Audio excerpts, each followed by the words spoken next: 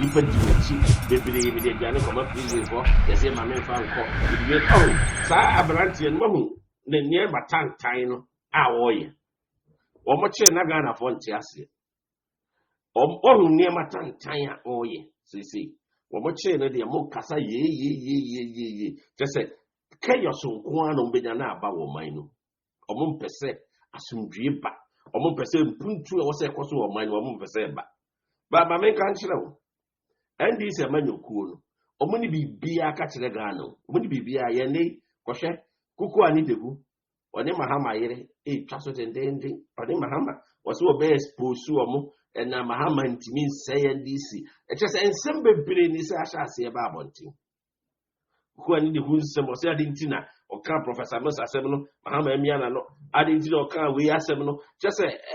wose even ono kra na bra Professor Musa hwere ne nkwakra ni 2 days ɛna ɔmane bo amane okuja tabra kwa friend sɛ Mahama se ontimi ne nya adwuma wa ahwo eka obi awa wode o boss ye adwuma kama ni 2 days so we ni niam bi se a wo nche ya wodwe ne ho a wonti ase NDC amanyokuo no eniam a wo mu ye nyina na koye se omo onipa bi wo mu omo mbom na e benefit at the expense on person omo no na niam akoso ye o makwan mu na Ghana fo omo be di akonya na Ghana fo ho akere ho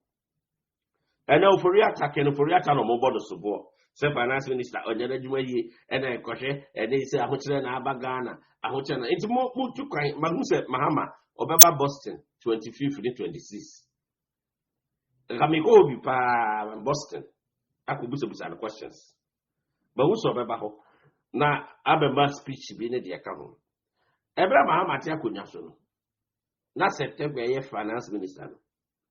no money economic management na ka no kukuru Ghana koma IMF woni management said it's me manage economy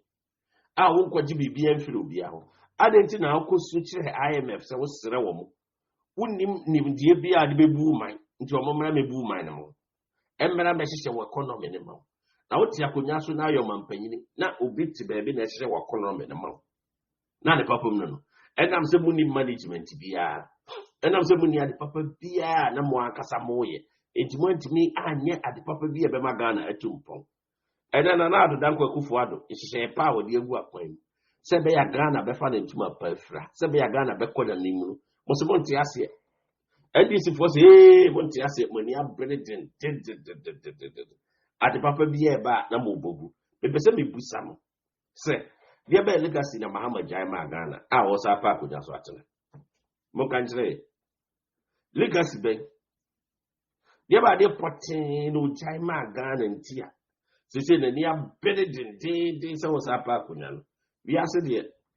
e ka wo ya ade bi ejija o manya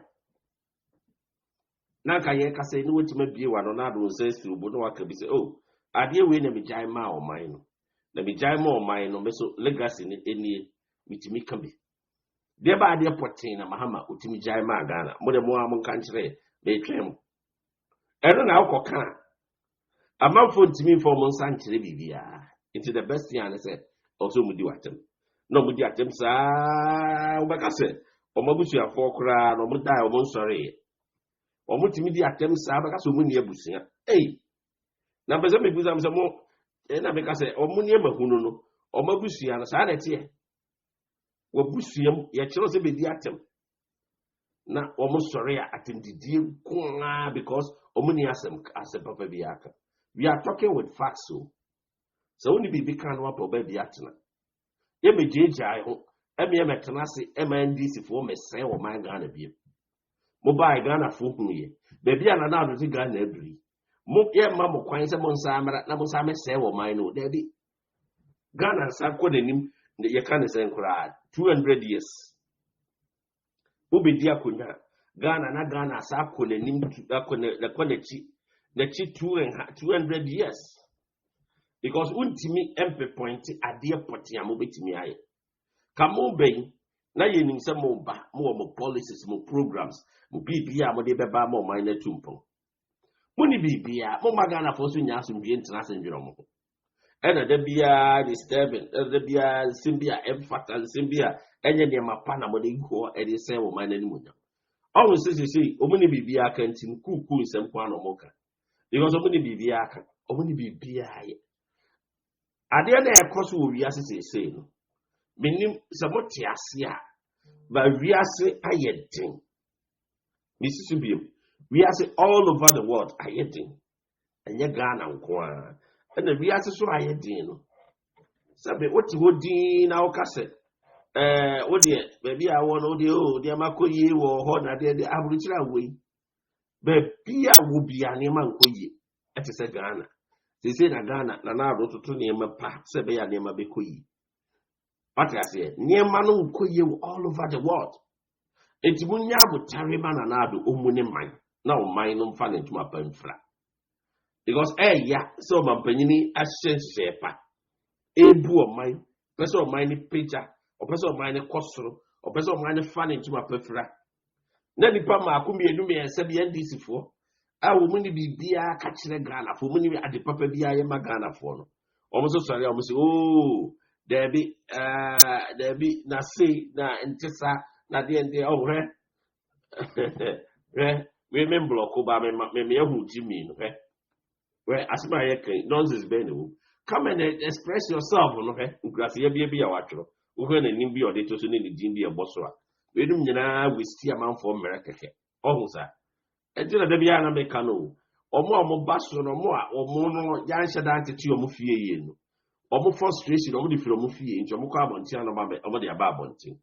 ko na sa go ka chiro ma ko bisa ma me se o kasa ni pe ma se na wonsin kasa na mo Jimmy na do so too much o kwa na ko bisa ma me no papa na obi se ni se me fa cho pese me bisa se be kasa ni pe ma na me tra de aya me nya ne se ase binum kra ya nhye da ntete omo Jimmy nko ase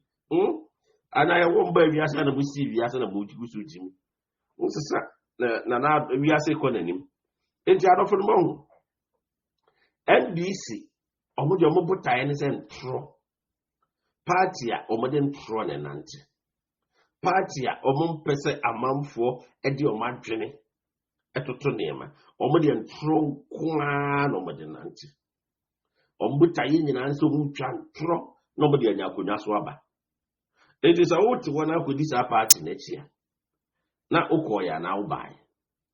omo akodi omachi omo nka no kware omo botae nyina ne se ade omo be ka no eya ade ase okodi akiri pe na okura unim die bia na onim die ni nyina akọ uma ye nyemfum so eme ye nkọfa NDC fo so omo mra me di Ghana busa ase na ho kra na ye ka ne se nkra obi a onim die pa economy sinum economy koyi